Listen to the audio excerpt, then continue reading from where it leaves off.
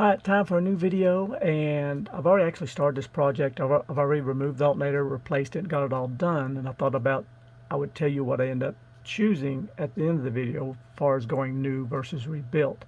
But I thought I'll just tell you up front what I did.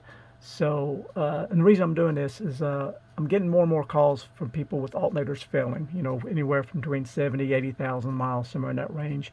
It's getting more and more common. I'm pushing 80,000, and so I thought, well, after 20 plus years, let's just go ahead and replace this alternator. If I get another 20 years out of it, I'll be good. I won't have no worries. I won't be on the side of the road with alternator failed or bearings locked up, because I've had that happen to me in the past. I've had bearings seize up on me, and luckily I didn't get stranded, because at the time I actually had a spare alternator with me. I had this is an old Chevy van I had many years ago, taken off to Florida, and it was old, had a lot of miles on it. So I took a spare fuel pump, alternator, something else, water pump. This is like a 1968 Chevy van. I was only like 20 years old at the time, but I was prepared. Sure enough, I was driving along. I had no warning, no bad bearing sound. As soon as I pulled off the interstate at the stoplight or stop sign there, the alternator seized up, locked up tight, threw the belt off. But luckily, so it's like saying that because sometimes you don't get a warning with these alternators. You would think, okay, the bearings will make noise. Sometimes they do, but if you're on a long drive, they'll just get hotter and hotter, and then when you come to an idle to slow down, they finally just seize up. And so I want to avoid that. So anyway, so I ended up going with a brand new alternator. Got it from Brazos here. It is, you can see right here, it's brand new. It's not rebuilt, not remanufactured.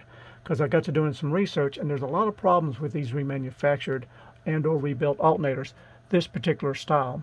I talked to a friend of mine who rebuilds alternators for a living. He said this particular design alternator is difficult to rebuild and rebuild properly, because everything is silver soldered together. There's a lot of stuff, it's pressed together. You got to press it apart, and it's kind of tricky sometimes pressing these bearings on these shafts in these housings, and do it in a way that it doesn't create flat spots on the balls or put things in a bind, causing early failure. So example number one, this fella here from the RV2 forum, he could hear his bearings making a noise, so he thought he'd be a good owner and go ahead and get it rebuilt before he took off on a trip. So he had new bearings put in it from a local rebuilder that had a good reputation. Took off on his trip, and sure enough, the bearings failed, left him stranded left him stranded in Glenwood Canyon on I-70 in Colorado. So he had to limp into a rest area, unhook his toad, go to another town, get an alternator, and deal with all that nonsense. So I saw that. I said, well, that's not good, because there's an example of a rebuilt. So then I got to, well, let's check out some different reviews. So let's go here to here we go, AutoZone. No, this is O'Reilly's. Let's check out O'Reilly's. So this is a rebuilt alternator from O'Reilly's. This guy's review worked for 1 hour, then it was dead in the water. Okay, here's another version, another rebuilt from O'Reilly's. Same way, a lot of bad reviews. Where they at?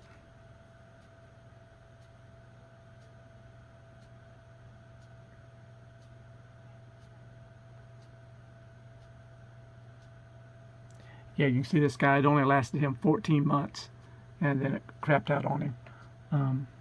What else? This guy said it did not work. Only put out 11 volts. All right, so that's two bad ones there from O'Reilly's. Let's check out AutoZone. So, all right, let's look at AutoZone's reviews. Okay, so this fella defective right out of the box. Another fella evidently they sent me the wrong alternator or something. This got broken 2 hours. Did not work. Had to go back and buy a brand new one. I've seen that several times. People buy the remanufactured ones. They don't work. They end up going buy to get a brand new one. Then it works. Another one here, dead right out of the box. Yeah.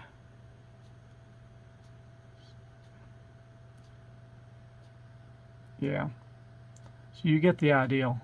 Lot of another example. Did not work. Had to go buy a new one. You see that over and over. Faulty alternator. So anyway, then I thought, okay, let's step up. Let's go get an AC Delco. So I thought, okay, because AC Delco has their own, they rebuild them themselves. The genuine AC Delco, remanufactured, renewed. But same way, look at its reviews. They're also kind of bad too. This guy, bearings went out after 4 months. Alternator fell apart after 1 month. part failed after 1 day. And that's an AC Daco. So I said, after reading all that stuff and research, I said, well, there's just no way I'm going to chance either having it mine rebuilt or buy a rebuilt one or remanufactured, renewed, whatever you want to call it. So I went with a brand new one, and so that's what I've done, and I think that might be a wise thing for you to do too. Like I'm doing this, preemptive strike because I don't want no issues on the road. After 20 years, I figure it's time. And I sent pictures to my buddy who rebuilds alternators. I showed him the windings and stuff after 20 years, and I said, what would you do if you was me? He said, if it was his alternator, from what he saw, he would go ahead and replace it, because we want to be reliable while we're going down the road. Anyway, all right, so that explains why I'm going this route. So now I'll show you how to get this alternator off and back on. Well, good morning, folks. It's 2 o'clock here in Kentucky this early morning, and I'm working late as usual. Tonight's little project is I'm going to remove the alternator. I've never removed the alternator off the Workhorse chassis before, and mine still works. But the reason I'm doing it, I'm just going to be proactive instead of reactive. I'm getting more and more phone calls with people's alternators going out. And because we got the battle-born batteries, I do load our alternator up quite a bit more, by keeping those battle-born batteries. I got 300 amp hours. So I really tax the alternator at times charging those batteries. So, and it's 20 years old. I'm pushing 80,000 miles. I think it'd just be a good idea to pull it off, tear it apart. I've never tore apart an alternator before, so this would be something new for me to do and see how it's holding up, see what it looks like. But then I got to try to decide what I'm going to do. Do I want to buy a brand new one, get this one rebuilt, buy a rebuilt one? I got to figure out what I'm going to do once I get it off and get a look at it. But so anyway, if you want to follow along with me, I'm going to try to show you step by step how to do this. I'm just winging it myself, but we'll get through it. First of all, I've got the wheel turned all the way to the right, right back in there, so we can gain access through the wheel well pretty easy. And from underneath, it looks like most of the time. But I want to point out, because when the engine's running, you got power steering, you can easily turn the steering wheel all the way. But once you do that, then shut off the key, the wheel will it's going to get locked really hard through the hydraulics and the fact I got one of those true center devices, or it could be, you may have like a steer safe. There's different names for them. It's got the big spring on them. It's always trying to pull you back to center. But once you do that, see, like there's no way you can turn the key now because there's so much pressure on it. So keep that in mind. If you take your steering wheel to the hard right and when you turn off the engine, it's going to lock the steering column pretty tight. The only way you can overcome it is you have to get both hands on it and really give it a hard twist, because one hand's just not enough. You get like 3 o'clock, 9 o'clock position, give it a hard turn to the right, then have someone else turn the ignition key. Then as soon as you do that, the steering wheel will kind of whip out of your hand, because right now there's a tremendous amount of pressure on it. But I do have the wheel turned all the way so I can get into it. So, all right, let's crawl to the RV and get this job started. Well, I almost forgot a crucial step, and that is disconnect the battery, because that cable that's on the alternator is hot all the time, so we don't want no sparks. So we'll always keep that little ratchet wrench right next to my battery. Kind of comes in handy. I know you're saying, well, why has it got that in the battery compartment like that? Because actually this is like the basement area, but it is vented. You see, I got my hoses come up here, they vent outside. I did some rearranging years ago because I did have 6-volt batteries underneath the step. I got rid of. I did have, like, from the factory it came. I had a 112-volt engine starting battery, 2 12-volts deep cycle. And then I got rid of all those, put in 4 6-volts. Then eventually, after 5 years, they went out. Then I went to the battle-borns. So there I got my 3 battle-borns there, and there's my engine starting battery. And now I use that for storage under the step. Just explaining a few things as I go. All right, so we got the power disconnected. Now, something else to be mindful of, we want to make sure there's no power at all, in any way, shape, or form, can make it to that large cable on the alternator. So if you got solar panels, turn those off. If you're plugged up to shore power, let's go unplug shore power, because mine's right back here. Okay, shore power's unplugged. Battery's off, and let me one last thing. I'm gonna turn off my inverter just for good measure. And let's turn off the inverter. All right. So now all the power should be off. Let's confirm that with the test light. So I just checked, and yes, I still have power on that wire, so it just goes to show you need to be thorough and check yours also. So I'm still getting back feed through my battle-born batteries, so I'm going to have to pull the cable off those, so that way I don't risk shorting anything out. So just something you need to check on your RV. Each one's a little bit different. Just confirm with a test light on that large terminal on the alternator before you proceed. Well, I assume step one, when you get this built off, so I've already got me a 3/8 drive ratchet up into that square hole on the idler, on the spring-loaded idler arm. And I got my little piece of PVC cheater pipe I keep with me, because I've done this a couple times doing water pumps and belts and other things over the years. So I've learned to have this little pipe that helps. And what I'm going to do, because I won't be able to film all this, because I'm going to need two hands at some point in time. So I'm going to pull this down as far as I can get it, so it bottoms out. Then I'll roll the belt off that flat idler, and then I can relieve this tension. And the ratchet will go on up and past the pulley. So let me get this belt loose first, and that'll be step one. Okay, that worked out pretty smooth. I was able to roll it. I didn't think I had enough room, but I was able to roll it off the lower harmonic balancer pulley. But I want to give you a tip here, because that spring-loaded idler arm goes way up in there once you relieve tension.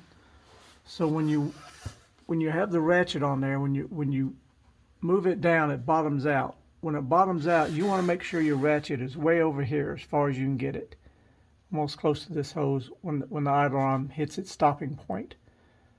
Because once you flip the belt off, then this ratchet is going to rotate way up inside past the pulley.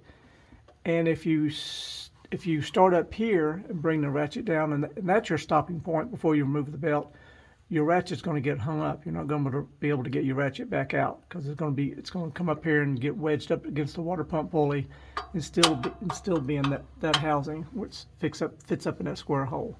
So just remember, pull it all the way back, and then that way you can get your ratchet out. And okay, so now I guess we'll crawl around to the side and see what kind of nuts and bolts we need to take loose. Okay, first thing I've done, I've removed this 13mm bolt here so I could get a little slack on this harness, because it was really close to this bolt or nut on the alternator, and that's 10mm. So I got that out of the way. Got this simple little clip here, you pull back on it, it unplugs from the alternator. So, oops, come on camera. And that little nut fought me. It must have some locking material on there, or locking nut one. It fought me the whole way. Alright, finally got it off. Okay, cable is off. Alright, we got that little process done. And now you can see the belt is loose. Now we just got to see if we can sneak that alternator out there with all these brackets that's in the way. Let's figure that out. Alright, so my next step, I took a 15mm socket, got the lower bolt out, and you see the upper bolt up there. It should come out now. Oh, that's the wrong one. Alright. Both of those out. Let's see. Looks like they're both the same length. So that's good to know. And we've got to get, where are we at here? This little bracket, that 10mm bolt's got to come out. I guess, watch that little clip. I guess it's staying put. Okay, we got that. And we're going to have a 13mm bolt here. I may have to go above and work on this bracket. That's a long bolt, okay. Yeah, this bracket's still going to be in our way, so let me see what I need to do to get that out of the way. Let me do some looking. Okay, from up above, we got two 10mm bolts to remove. One from the bracket on the oil-filled tube, one for the bracket that supports the transmission filled tube. And then there's one 13mm bolt right here that steadies that bracket. So now that bracket is loose. Alright, got that done. There's that bracket. Now, the alternator should come out, but I'll probably, seeing it's been in there for 20 years, I'll probably have to get a screwdriver, do just a little bit of prizing to get her loose. Let me show you a little tool that really came in handy. This little flat bar or a really big long screwdriver. Because it's a pretty snug fit. You got it in here and get a little pry it and pop it loose. So, alright, still, okay, I've got, it's loose from the top. I just got to go from underneath and give it a little nudge, I think. Okay, here's a good example of using this flat bar from underneath.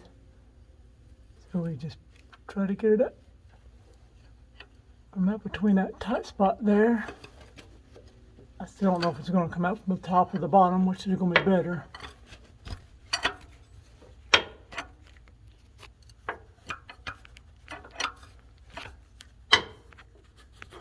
Just about got it. It's barely hanging on. Let me get two hands on it at this point in case it decides to take off. Okay, after I prized just a little bit more, it rolled right out. Came out real easy. This little bracket here just has to be bent out of the way just a little bit. This supports the oil dipstick for the engine. So there it is. Alright, let's get two hands on it, get it on the ground.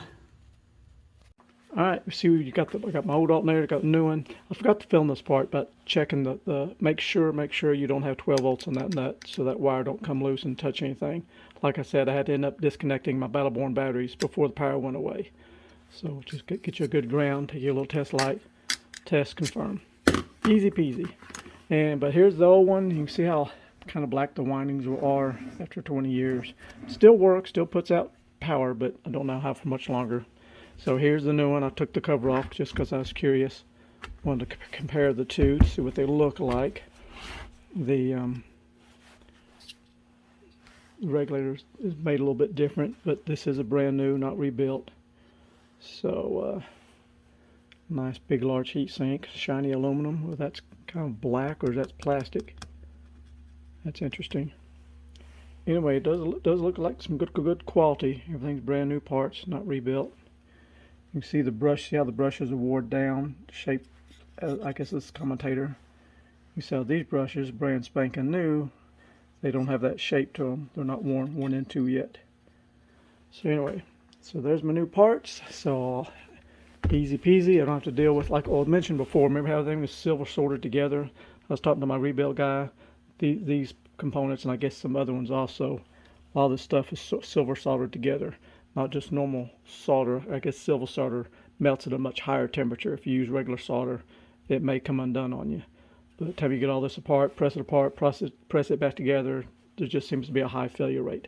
So like I said before, that's why I went with brand spanking new stuff from Brazel's RV, and I'll put a link to this alternator below this video. Alright, so I guess next step, all I gotta do is put this new alternator on and put the belt on, all that stuff, and we'll test it, make sure she works. Alright, back to the RV, and I'm just wondering how much of a pain this is going to be, because maybe it was really tight. I had to pry it out. And we have these little split spacers right here, and those move. They're kind of pressed into this cast iron piece.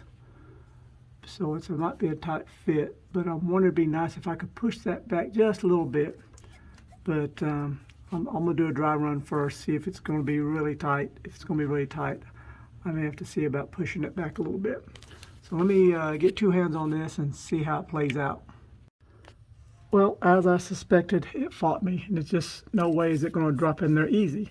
So I'll come up with a plan. So my goal is I need to figure out a way to push this little spacer back a little bit without causing any damage to it, because it's been in there for 20 years. So here's my thought process. I got me a little socket here, so that socket will fit over this flange and protect it like that. This is just a 3/8 bolt. Then I got me a, oh, where'd it go? Hang on, I gotta find the nut I just dropped. Okay, I found it. Didn't go too far. All right, so we'll put this washer like this. A 3/8 nut. And if I'm thinking right, this will push back for me and not cause any damage. Remember, I just got to push it back about 20 thousandths is all I need. Yeah, a little gap there. That's all I need. Just push it back slightly. All right, so let me get a wrench and a ratchet and let's see if this works. All right, a little tricky with one hand. Let's see if this is going to work. So I've got my wrench in place. Hopefully it stays put. I'm going to take my ratchet and we'll see if this thing moves. Look at that little gap between the washer and that piece of metal.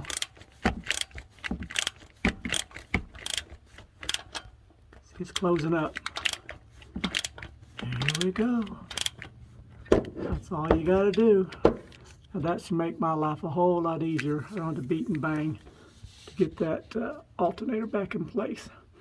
Now I'm just gonna do the same thing to the upper one up there. Press it back a little bit. Patent pending, patent pending. So out of curiosity, I took my calipers, measured this distance, and then measured the distance between these two, and now we've got like a 40 thousandths difference. So easy peasy, it should just drop right into place. So that may make your life easier also.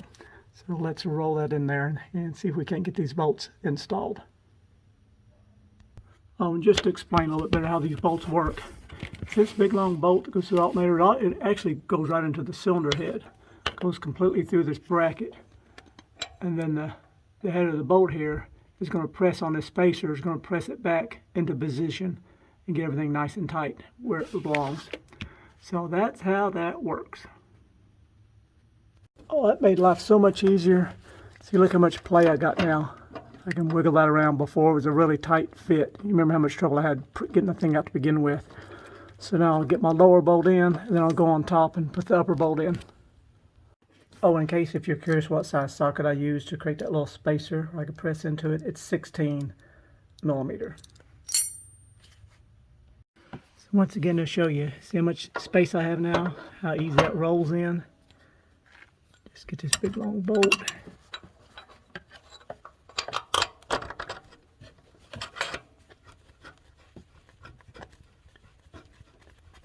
Remember, I think this is a 15 millimeter. Let me get that snugged up from the top, and then I'll go back below and snug the lower bolt up.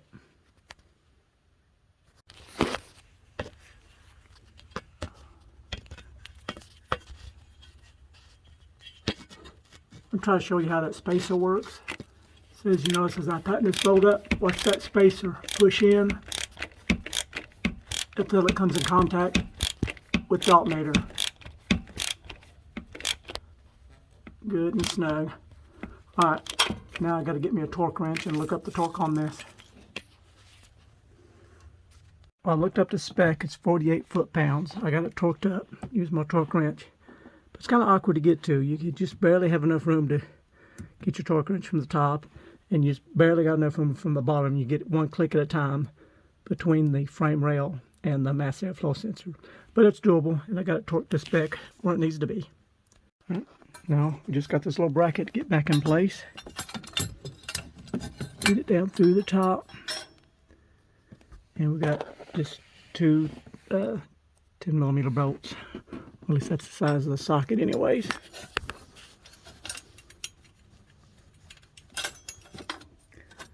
Where's it go? Well, I forgot. I left my bolts for these down here on the bottom. There we go. Get that snugged up. Now we'll go back up to the top and put the top bolt in. Okay, so it's probably wise just to get everything started first. Remember, we got the two 10 millimeter bolts up top. One for the oil. There's the transmission tube. One for the oil, engine oil fill tube. Got that. Then the bolt down here, right there. That's the, I think, 13 millimeter. Get that snugged up. Then tighten everything all up at one time. Make sure everything gets lined up good. While I'm here, I like to remind things hit me when I see them. there's an O-ring right here. If you're ever experiencing high fuel trims, lean condition, that O-ring is known to crack sometimes. It can be hard to track down, but you'll suck air down through that O-ring, cause you a lean condition and high fuel trims. So keep that in mind. One of these days I'm going to make a video just on all the possibilities of vacuum leaks, because there's several. But I just saw that one to remind you of it. All right, let's get this snugged all up. About ready to put the belt on and start this thing up.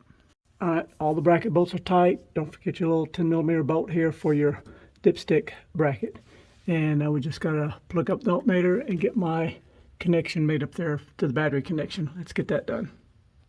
And like I said before, make sure you got no power on this wire, because you sure don't want to short out your wrench putting this on. Get that rubber boot back in place. There she goes.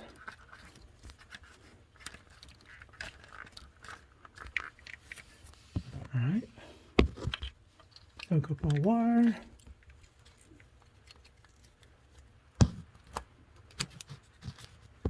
Alright, plugged up. What we got left, okay, I got to put this harness back on. Remember, I loosened that up to get me a little more play here because it's pretty tight. Let me get that last bolt tightened up and we'll be ready for the belt.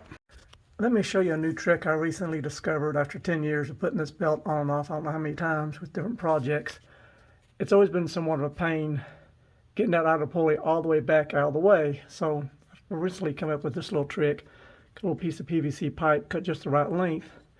Slide it over your ratchet. Now the trick is you got to start with the ratchet in the right spot. So just about where it's hanging straight down is about right. I'm going to try to do this with one hand and not hurt myself. So the goal is we want to get this over and then slide it just under the frame rail. So by doing so, it'll pull that idler arm all the way back as far as it'll go till it stops. And that gives you the most possible amount of play to slip the belt on. So let's see if this will work. Be very careful. Don't want trying to get that ratchet not to fall on my head. Okay, so I'll do here. Once we get past the frame rail, I'll just slide it down a little bit, give it some tension. All right, there it is. So that idler pulley is pulled all the way back. And that gives me plenty of room to loop the belt around there. I'm not having to fight it. It's not in my way. Pretty good little trick. I wish I'd thought of it 10 years ago. Oh, and also, if you forget, there you go. There's the routing. That's upside down, isn't it? Let's try it this way. There you go. So that's the routing of your belt. I taped that under there many years ago. So it comes in very handy when you're going to thread the belt on there, if you forgot how it goes. Okay, everything's tightened up. Belt is on. Let's see if we have charging when we fire this up.